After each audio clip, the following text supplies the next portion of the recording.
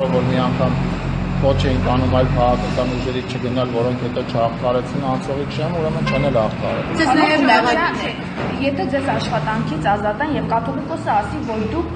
պետք է մնաք այդ պաշտոնում եւ դուք զաքրած պահեք ձեր աշխատասենյակը, բյուջեն մսխեք, մեքենաները, դա կլինի օրինական։ Ինձ կտրիչ Ներսիսյանը չի նշանակում պաշտոնի, որ ինքը ազատի։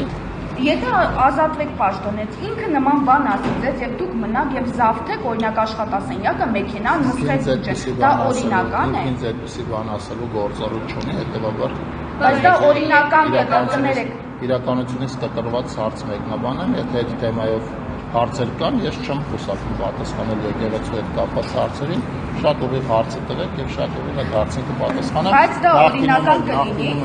եթե Հայաստանի Հանրապետության գործող կարգի խախտումով է կտրիչ Ներսիսյանը ազատել թեմակալ առաջնորդին եւ հետո Հայաստանի Հանրապետության դատարանը օրենքով սահմանված կարգով վերականգնել է իր իրավունքները, ապա դատարանի Պարոն Խուդատյան, աշխարհիկ դատարանը միջամտում է պետության կրոնին։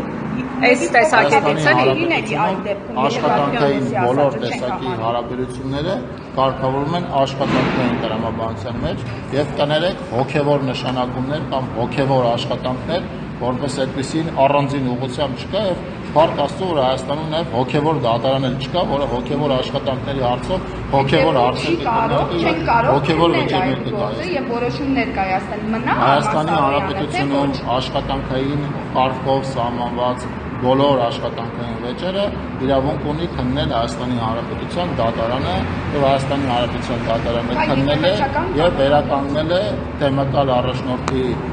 աշխատանքից ազատվելու որոշումն է բերել եւ իրեն վերականգնել է այն աշխատանքի, որը ինքը իրականացնում է հիմա։